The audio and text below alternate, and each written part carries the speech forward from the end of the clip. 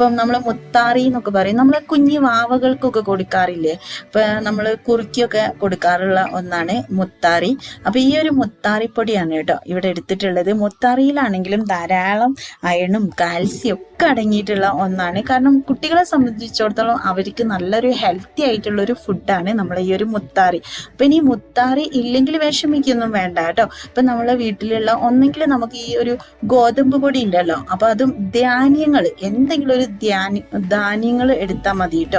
അപ്പൊ നമ്മള് ഒന്നെങ്കിൽ നമുക്ക് ഈ കടല, പയറ് അങ്ങനത്തെ ഒക്കെ ഉണ്ടല്ലോ, അപ്പൊ അതൊക്കെ ആണെങ്കിൽ നമുക്ക് ഈ ഒരു രീതിയിൽ ഉപയോഗിക്കാം കേട്ടോ. അപ്പൊ ഇതേപോലെ പൊടിച്ച് എടുത്തിട്ടില്ലെങ്കിൽ നമുക്കിത് വെള്ളത്തിലിട്ട് കുതിർത്തിയിട്ട് അരച്ച് വേണമെങ്കിലും എടുക്കാം കേട്ടോ. അപ്പൊ പൊടി ഉണ്ടെങ്കിൽ പൊടി നമുക്ക് എടുക്കാം. അപ്പൊ ഞാൻ ഈ ഒരു മുത്താറി ഈ ഒരു കഞ്ഞിവെള്ളത്തിലേക്ക് ഇങ്ങനെ ഇട്ട് കൊടുത്തു കേട്ടോ. അപ്പൊ നമ്മൾ എത്ര ചെടി ഉണ്ട് എന്ന് വെച്ചാല് അതിനനുസരിച്ച് നിങ്ങൾ എടുക്കുക കേട്ടോ. അപ്പൊ ഞാൻ എൻ്റെ ചെടിക്ക് അനുസരിച്ചാണ് ഇവിടെ എടുത്തിട്ടുള്ളത്.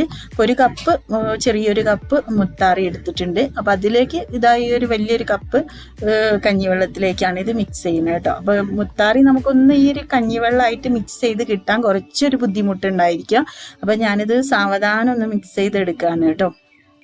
അപ്പൊ ഇതിങ്ങനെ സാവധാനം ഒന്ന് മിക്സായേ കിട്ടുള്ളൂ. കാരണം ഇത് ഈ ഒരു വെള്ളത്തിൽ അലിഞ്ഞു കിട്ടാൻ ചെറിയൊരു പ്രയാസമുണ്ട്. അപ്പൊ ഈ ഒരു മുത്താറി ഇല്ലെങ്കിൽ നിങ്ങൾ ഒന്നെങ്കിൽ ഗോതമ്പ് പൊടി എടുക്കുക, അല്ലെങ്കിൽ പയറോ അങ്ങനെ എന്തെങ്കിലും എടുക്കുക കേട്ടോ. അപ്പൊ ഒരു ദിവസം കഴിഞ്ഞപ്പോഴേക്ക് ഇതിന് ചെറുതായിട്ടൊരു പുളിപ്പൊക്കെ വന്നു കേട്ടോ. അപ്പൊ നമുക്ക് ഒരു ദിവസമല്ല, 2 ദിവസമല്ല, 3 ദിവസമൊക്കെ വേണമെങ്കിൽ വെക്കാം കേട്ടോ. അപ്പൊ ഇതിന് പുളിപ്പിച്ച് നമ്മളൊരു ഫെർട്ടിലൈസർ യൂസ് ചെയ്യുമ്പോൾ എന്താന്ന് വെച്ചാല് അതിന് എഫക്റ്റ് കൂടും കേട്ടോ. ഇപ്പൊ നമ്മൾ സാധാ ആ ഒരു ഇപ്പൊ ഇത് ഇന്ന് നമ്മൾ ഇങ്ങനെ ചെയ്തിട്ട് നമ്മൾ ഇന്ന് ഒഴിച്ചു കൊടുക്കുന്നേക്കാളും എഫക്റ്റ് കൂടുതലാണ് ഒരു ദിവസം 2 ദിവസം വെച്ചിട്ട് നമ്മൾ അതെടുത്ത് ചെടികൾക്ക് ഒഴിച്ചു കൊടുക്കുമ്പോ കേട്ടോ. അപ്പൊ ഞാനിത് നല്ലതുപോലെ പുളിപ്പിച്ചിട്ടുണ്ട്. അപ്പൊ ഇത് ഒരു ദിവസം 1.5 ദിവസമൊക്കെ എടുത്ത് വെച്ചപ്പോ നല്ലതുപോലെ പുളിച്ച് വന്നിട്ടുണ്ട് കേട്ടോ. എന്നിട്ട് ഇത് നല്ലതുപോലെ ഒന്ന് മിക്സ് ചെയ്യാം. എന്നിട്ട് നമ്മൾ എക്സ്ട്രാ വെള്ളം എടുത്തിട്ട് ഇത് നമ്മളെ ചെടികൾക്കൊക്കെ ഒഴിച്ചു കൊടുക്കുക കേട്ടോ. അപ്പൊ എല്ലാ ചെടികൾക്കും പച്ചക്കറികൾക്കും ഒക്കെ ഒഴിച്ചു കൊടുക്കുക. അപ്പൊ അതിലും കൂടുതലായിട്ട് ഇതിന് റിസൾട്ട് വരുന്നത് നമ്മളെ റോസാ ചെടികൾക്കാണ് കേട്ടോ. കാരണം എല്ലാവരും പരാതിയാണ് റോസിന് മൊട്ടുകൾ വരുന്നില്ല, മൊട്ടുകൾ വന്നാലും അത് ഫ്ലവർ ആവുന്നില്ല, പെട്ടെന്ന് അഴുകി പോവുകയാണ്, ചെറിയ പ്രാണികൾ, ഈ ഫംഗൽ പ്രോബ്ലംസ് ഒക്കെ കൂടുതലായിട്ട് റോസാ ചെടികൾക്ക് ഇപ്പത്തെ ഈ ഒരു സീസണിൽ വല്ലാതെ വരുന്നൊരു പ്രശ്നമാണത്, ഫംഗസൈഡൊക്കെ. അപ്പൊ അങ്ങനത്തെ പ്രശ്നങ്ങളൊന്നും വരാതെ റോസാ ചെടിയൊക്കെ നല്ല ഗ്രോത്തിൽ ഉണ്ടാവാൻ വേണ്ടിയിട്ട് നമ്മളെ സഹായിക്കുന്ന ഒന്നാണ് കേട്ടോ. അപ്പൊ നമുക്ക് ഏത് ധാന്യങ്ങളും എടുക്കാം കേട്ടോ, ഇന്നത് എന്നൊന്നുമില്ല. അപ്പൊ എല്ലാ ധാന്യങ്ങളിലും അടങ്ങിയിട്ടുള്ളതാണ് അയണും കാൽസ്യം ഒക്കെ. അപ്പൊ ഇത് നമുക്ക് നമ്മളെ പച്ചക്കറികൾക്കും ചെടികളൊക്കെ വളരെയധികം വളർച്ചയെ സഹായിക്കുന്ന ഒന്നാണ് കേട്ടോ. അപ്പൊ ഈ ഒരു ഫെർട്ടിലൈസർ നമുക്ക് ഈ ഒരു രീതിയിൽ ഉപയോഗിക്കാം. അപ്പൊ അതേപോലെ തന്നെ നമുക്ക് ഈ ഒരു ഫെർട്ടിലൈസറൊക്കെ ഉപയോഗിക്കുമ്പോൾ അപ്പൊ നമ്മൾ ഒരു ഫെർട്ടിലൈസർ തന്നെ കണ്ടിന്യൂ ചെയ്ത് യൂസ് ചെയ്യണ്ട കേട്ടോ.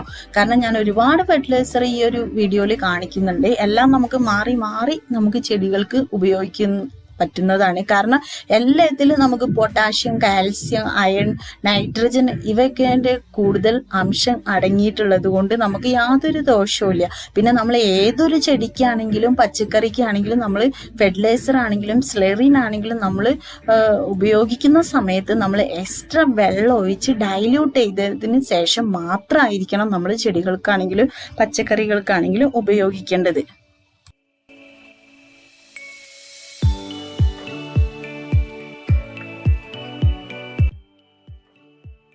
അപ്പൊ ഇതേപോലെ നമ്മൾ റോസാ ചെടിയിൽ നിറച്ച് റോസാപ്പൂക്കൾ ഉണ്ടാവുന്ന സമയത്ത് ഇപ്പൊ ഇത് കുറച്ച് കഴിഞ്ഞാൽ വാടി പോകൂലേ.